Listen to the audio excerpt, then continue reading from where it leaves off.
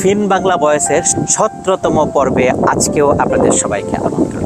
আজকেও আমি আছি তাম্পেরে সিটির পথে প্রান্তরে। এখন যে জায়গাটিতে আছি এটি হলো তাম্পেরে গলফ ক্লাব।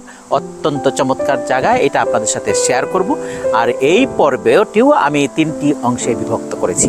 3টি অংশের প্রথম অংশে থাকবে ফিনল্যান্ড সম্পর্কে খুঁটিনাটি দরকারি কিছু তথ্য। দ্বিতীয় অংশে থাকবে ফিনিশ ভাষা যথাযথ নিয়মেই। তারপরে তৃতীয় অংশে আমরা সরাসরি কথা বলার চেষ্টা করব। আজকেও আমার সাথে থাকছে ফিনিশ ভাষা ও সংস্কৃতির শিক্ষক মিক্কো কিপ্পা।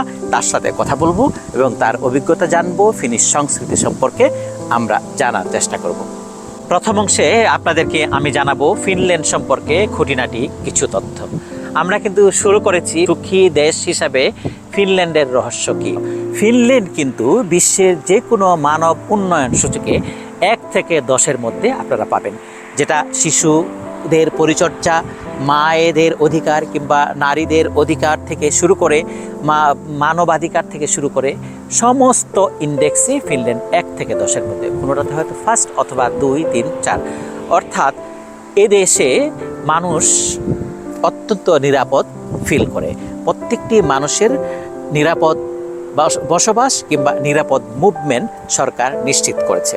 তারপরে ব্যক্তি স্বাতন্ত্র্যতাবোধ, অর্থাৎ যে যা করতে চায় ঠিক সে তাই করতে পারে। ব্যক্তিগত জীবন সামাজিক কিংবা পারিবারিক জীবনের সাথে সাংঘর্ষিক নয়। এই যে আমরা আমাদের সমাজে বিভিন্ন ধরনের ক্লাসিফিকেশন যেটা দেখি, শ্রেণী বিভাগ, ধনী গরিব, উঁচু নিচু কিংবা বড় চাকরি কিংবা ছোট চাকরি, বড় লোক, এই যে বিষয়ের যে ধারণা, এগুলো কিন্তু ফিনল্যান্ডে নাই। অর্থাৎ এখানে সকল কাজেরই সমান মর্যাদা এবং সামাজিকভাবে প্রতিষ্ঠিত হয়েছে এবং পারিবারিকভাবেও হয়েছে। তাই কেউ যদি খুবই সাধারণ রাস্তায় পরিষ্কারের কাজ করে, সেটা তার সামাজিক জীবনে বা পারিবারিক জীবনে কোনো ধরনের প্রভাব পড়বে না। শুধুমাত্র এখানে মানুষ কাজ করে তার ব্যক্তিগত জীবন এবং রাষ্ট্রকে কন্ট্রিবিউট করার জন্য। তাই যে কাজই করুক না কেন সেটা অত্যন্ত হ্যাপিলি করে থাকে। ফিনল্যান্ডের শিক্ষা ব্যবস্থা কিন্তু এই সারা বিশ্বে অত্যন্ত সুনাম অর্জন করেছে। বিশেষ করে উচ্চ মাধ্যমিক শিক্ষার স্তর সারা পৃথিবীতে 1 নাম্বার হিসাবে স্বীকৃত প্রত্যেক বছরই হয়ে আসছে। সেটার কারণ হলো এদেশের শিক্ষা অত্যন্ত প্লেফুল, অর্থাৎ আনন্দঘন পরিবেশে বাচ্চারা স্কুলে পড়াশোনা করে থাকে। অর্থাৎ এদেশের স্কুলের যে পাঠদান করা হয়, তারপরে বাসায় এসে আর কোনো ধরনের বাচ্চাদের চাপ দিতে হয় না। যেমনটি আমরা আমাদের বাংলাদেশের সমাজে একটি বাচ্চাকে শিক্ষিত করে গড়ে তোলার জন্য পারিবারিকভাবে এবং সামাজিকভাবে যে প্রতিনিয়ত সংগ্রামের মুখোমুখি হতে হয় একটি পরিবারকে, সেটা কিন্তু এখানে হয় না। শিশুর 9 মাস বয়স থেকে যে ডে কেয়ার শুরু হয় এবং ইউনিভার্সিটি পর্যন্ত স্কুল কিংবা কলেজ কিংবা বিশ্ববিদ্যালয় কিংবা দিবাযত্নের নিয়োজিত কর্মীরাই কিন্তু দায়িত্বপ্রাপ্ত শিশুটির পরিচর্যা করার জন্য এবং বাচ্চাটিকে সঠিক শিক্ষা দেওয়ার জন্য কিংবা সামাজিকভাবে শিক্ষা দেওয়ার জন্য। তাছাড়া সে কোন বিষয়ে পড়াশোনা করবে সেটাও কিন্তু তার শিক্ষক এবং প্রতিষ্ঠানের সাথে আলোচনার মাধ্যমে হয়ে থাকে। প্রতিটি পর্বেই কিন্তু আমরা ফিনল্যান্ডের ভাষা, সমাজ, সংস্কৃতি, চাকরি, ইমিগ্রেশন বা অভিবাসন সহ খুঁটিনাটি বিষয়ে কথা বলবো। চলুন এবার দ্বিতীয় অংশে চলে যাই। আজকের আলোচনার বিষয় আপনারা কিন্তু সবাই জানেন, কারণ আমরা ফিনিশ ভার্ব বা ফিনিশ ক্রিয়া 1 এবং 2 জেনে গেছি। আজকে আমরা স্বভাবতই 3 নম্বর ক্রিয়া সম্পর্কে আলোচনা করব। ফিনিশ ভার্ব বা ক্রিয়ার 3 নম্বর ধরন আপনারা কিভাবে চিনবেন? যে সমস্ত শব্দ কিংবা ভার্বের শেষে LLA এবং NNA অথবা RRA অথবা STA, অর্থাৎ 2টা কনসোনেন্ট এবং একটা ভাওয়েল থাকবে। অর্থাৎ ফিনিশে এই সূত্রটা যদি আমরা মনে রাখতে পারি, যেরকম ক অর্থাৎ কনসোনেন্ট তারপরে ভি, ক ভি, এই 2টা কনসোনেন্ট একটা ভাওয়েল। সেটার কীরকম থাকতে পারে? যেরকম LLA, তারপরে NNA, STA, আর আর আ এই সমস্ত বিষয় থাকতে পারে। সেইগুলা যদি থাকে তাহলেই আমরা জেনে যাব যে এটা হলো ফিনিশ ভার্ব 3, অর্থাৎ ফিনিশ ক্রিয়ার ধরন 3। এই সমস্ত যখনই ফিনিশ ক্রিয়ার ধরন 3টা আমরা জেনে যাব, তখন এটার নিয়ম হলো শেষের যে দুইটা অ্যালফাবেট, অর্থাৎ শেষ দুটা, একটা ভাওয়েল আর একটা কনসোনেন্ট, সেটা প্রথমে বাদ দিতে হবে। যেরকম আমরা যদি উদাহরণ দেই, কাবেল্লা, এই যে এরকম করে লিখতে হয়। তাহলে দেখেন এই কাবেল্লাতে আমরা শেষে কি পাচ্ছি? এল এল এ, অর্থাৎ ফিনিশে যেটাকে বলা হয় আল আল আ। এই কাবেল্লার এল এল আ থেকে এল আর আ, লাস্ট এই দুইটা অ্যালফাবেট আমরা কি করব? বাদ দিব। একটা স্বরবর্ণ, একটা ব্যঞ্জন বর্ণ, এই দুটাকে আমরা বাদ দিব। তারপরে আমাদের স্টেমটা থাকছে কি? ভার্বের স্টেম থাকছে হলো কাবেল। এই কাবেল, এই কাবেলের জন্য প্রথমেই একটা যুক্ত হবে ই, ইংলিশের ই কিংবা ফিনিশের এ। তাহলে তারপরে পার্সোনা প্রনোমিনি আসবে। আমরা তো জানি পার্সোনা প্রনোমিনি কিরকম, ঠিক দেখে নেন এই তালিকা। আমরা পার্সোনা প্রনোমিনির জন্য টা আসে, মিনার জন্য এন, সিনার জন্য টি, তারপরে মেয়ের জন্য এম এম ই, তের জন্য তে তে ই। এটা আপনারা একটু মনে করে দেখেন, এবং সেইখান থেকে ইচ্ছে মতো পার্সোনা প্রনোমিনির শেষ অংশটুকু এটার সাথে যদি জোড়া দেন, তাহলেই কিন্তু বাক্য হয়ে যাবে। দেখুন, আমরা কাবেল্লা দিয়ে একটা বাক্য গঠন করার চেষ্টা করি। কাবেল্লা মানে হলো টু ওয়াক কিংবা হাঁটা। হ্যাঁ, হাঁটা। তাহলে আমি হাঁটি, এটা কেমন হবে? তাহলে আমরা জেনেই গেলাম আমাদের স্টেম হলো কাবেল। এই কাবেলের সাথে একটা ই যোগ করে দিই আমরা প্রথমে, তাহলে কি হলো? কাবেলে। এই কাবেলের সাথে যদি আমরা ওখান থেকে এনটা নিয়ে আসি, তাহলে কি হয়ে গেল? কাবেলেন। তাহলে এই কাবেলেন মানে হলো আমি হাঁটি। আর মিনার তো আমরা জানি মিনা কাবেলেন, এইরকম করে লিখবেন, মিনা কাবেলেন, অর্থাৎ আমি হাঁটি।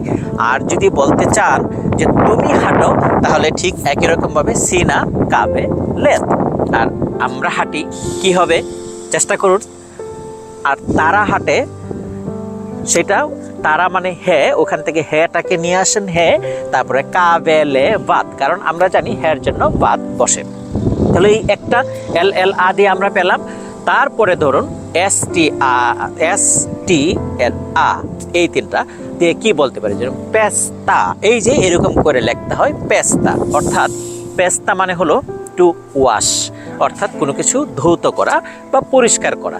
সেই ক্ষেত্রে আমি পরিষ্কার করি কিংবা আমি ধৌত করি যদি হয়, তাহলে কি হবে? আমরা তো জেনেই গেলাম যে শেষের দুইটা কনসোনেন্ট এবং একটা ভাওয়েল থেকে শেষের দুইটা অ্যালফাবেট কিংবা বর্ণ আমাদেরকে বাদ দিতে হবে। তাহলে এইখান থেকে কি হলো আমাদের স্টেম? ভার্বের স্টেম হবে প্যাস পর্যন্ত, তাই তো? প্যাস, টি এবং আ চলে যাবে, পাত চলে যাবে। তাহলে এই পেস্তাকে যদি আমরা মিনা ফর্মে করতে চাই, অর্থাৎ আমি ধৌত করি, তাহলে হবে পেসেন। অথবা যদি তুমি ধৌত করো বা পরিষ্কার করো, সি না পেসেন, মে পেসেন মে, অর্থাৎ আমরা পরিষ্কার করি কিংবা ধৌত করি। ঠিক একই রকমভাবে আমরা যদি মেন না, এই যে আরেকটা ভার্ব দেখেন, মেন না কি আছে? এন এন আ আছে, দুইটা এন আছে, অর্থাৎ এই দুইটা কনসোনেন্ট বা ব্যঞ্জন বর্ণ, আর একটা ভার্ব আছে। এই 3 নাম্বার ভার্বের নিয়ম অনুযায়ী আমরা এই মেন না থেকে লাস্টের দুটি বর্ণ বাদ দিই, তাহলে এন আটা বাদ চলে যাবে। আমাদের স্টেম থাকলো শুধু মেন পর্যন্ত। এখন নিয়ম অনুযায়ী কি আসবে? মেনের সাথে প্লাস ই, অর্থাৎ মেনে। আর এই মেনে, মেন্না মানে হলো টু গো অথবা যাওয়া। তাহলে এই মেনেটা হলো যাওয়ার স্টেম বা আমরা টু গো যেটা, ওটার স্টেম। এইটার সাথে বাকি পার্সোনা প্রনোমিনিটা যোগ হবে। আপনারাই পছন্দ করুন। এই তো পার্সোনা প্রনোমিনির লিস্ট আছে, এইখান থেকে একটা করে নিয়ে আসুন। দেখুন কত সুন্দর করে বাক্য গঠন হয়ে গেছে। উদাহরণস্বরূপ, মেনে মে, আমরা যাই। তে মেনে তে, আপনি যান। অথবা হ্যান মেনে, সে যায়। আর আমি যাই কি হবে? ভাবুন তো, সিনা মেনেত, তুমি যাও, ঠিক এরকম করে। ঠিক একই উদাহরণ আপনারা যেখানেই দেখুন না কেন, দুইটা কনসোনেন্ট একটা ভার্ব শেষে 3 নাম্বার ফিনিশ ক্রিয়ার ধরনের নিয়ম অনুযায়ী প্রথমে লাস্ট অর্থাৎ শেষের দুইটা বর্ণকে বাদ দিয়ে তারপরে একটা ই যোগ করবেন এবং পার্সোনাল প্রনোমিনি থেকে পছন্দ মতো যে যা করবে, অর্থাৎ এখানে ভার্ব যেগুলো আছে সে অনুযায়ী লাগিয়ে দিলেই কিন্তু শব্দ হয়ে গেল। জেনে গেলাম ভার্ব টাইপ 3। এই ভার্ব টাইপ 3-এর মধ্যে কিন্তু একটু কিছু ডিফিকাল্টিস আছে, যেরকম ইয়স্তা। এই ইয়স্তার মধ্যে কিন্তু এস তে আ আছে, অর্থাৎ দুইটা কনসোনেন্ট আছে, একটা এ আছে। এই ইয়স্তার ফর্মটা কিন্তু আবার ওটা হবে না, এটা হলো এক্সেপশনাল। আমি এই এক্সেপশনাল ভার্বগুলা নিয়ে আরেকটা সেপারেট পর্বে আপনাদের সাথে আলোচনা করব। আজকে ভার্ব 3টা কিন্তু আমরা জেনে গেলাম, আমরা আমাদের বাস্তব জীবনে এগুলার প্রয়োগ করার চেষ্টা করি।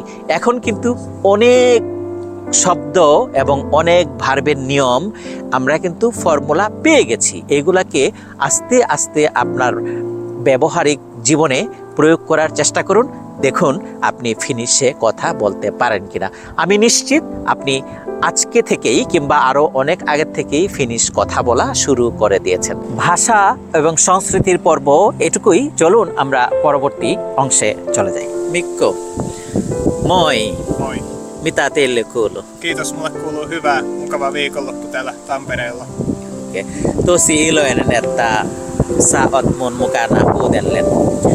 Haluaisin tietää, sinulla oli bangladesilainen opiskelija suomen kielen ja kulttuurin asiasta. Sitten miten käsittelet hänet?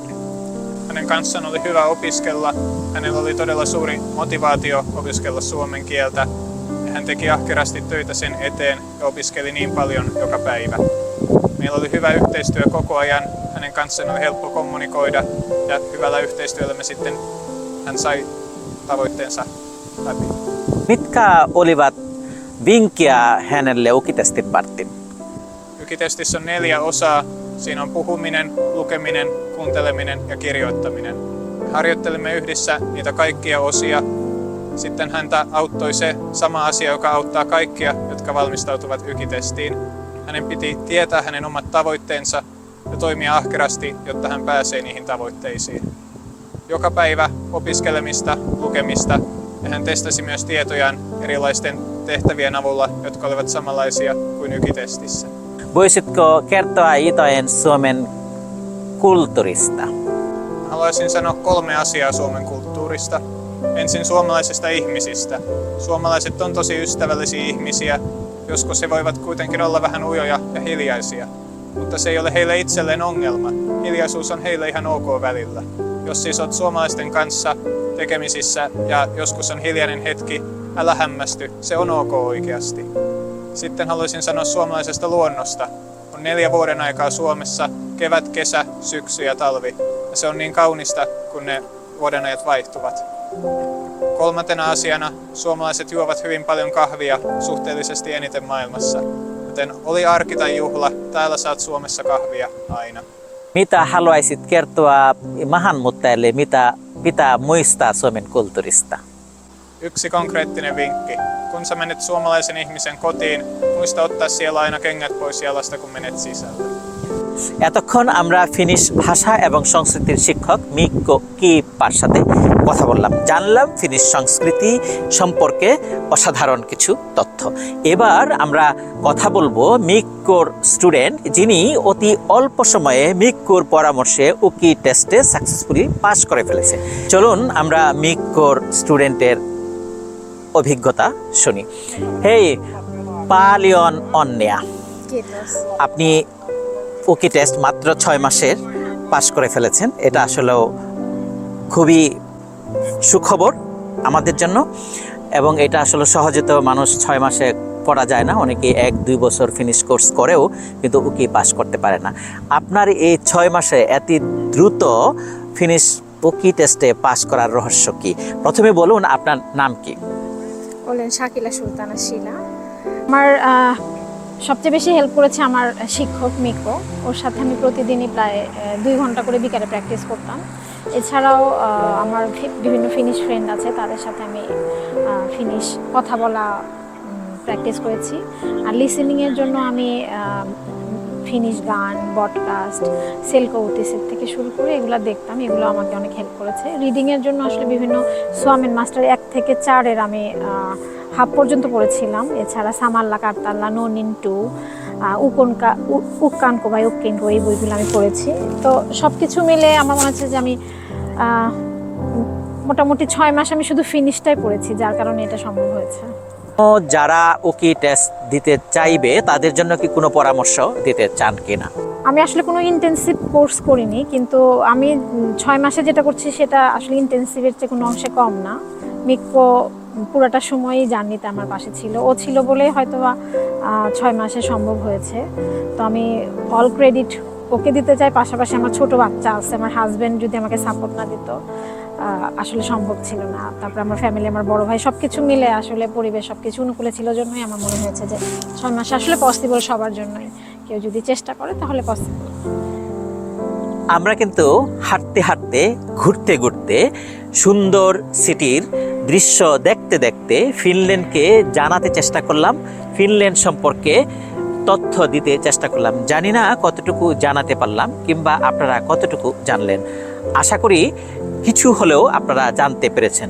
যদি আপনাদের পছন্দ হয়ে থাকে অনুগ্রহ করে আমাদেরকে সাবস্ক্রাইব করবেন এবং লাইক করে আপনার পছন্দের কথা আমাদেরকে জানিয়ে দিন। আর যদি আপনাদের পছন্দ না হয়ে থাকে তাও ডিসলাইক বাটনটি চাপ দিয়ে মন্তব্যের ঘরে আপনার মতামত জানিয়ে দিন, কেন আপনাদের ভালো লাগলো না। তাহলে পরবর্তীতে যেন ভালো লাগে সেই রকম করে কন্টেন্ট তৈরি করার চেষ্টা করব। পাশাপাশি বেল বাটনটিও চাপ দিয়ে রাখুন, নতুন যখন ভিডিও আসবে তখন সাথে সাথে যেন আপনি নোটিফিকেশনটা পেয়ে যান। আজকে এ পর্যন্তই, দেখা হবে আগামী পর্বে নতুন কিছু নিয়ে। ভালো থাকবেন। ফিন বাংলা ভয়েসের সাথে থাকার জন্য ধন্যবাদ। আল্লাহ হাফিজ।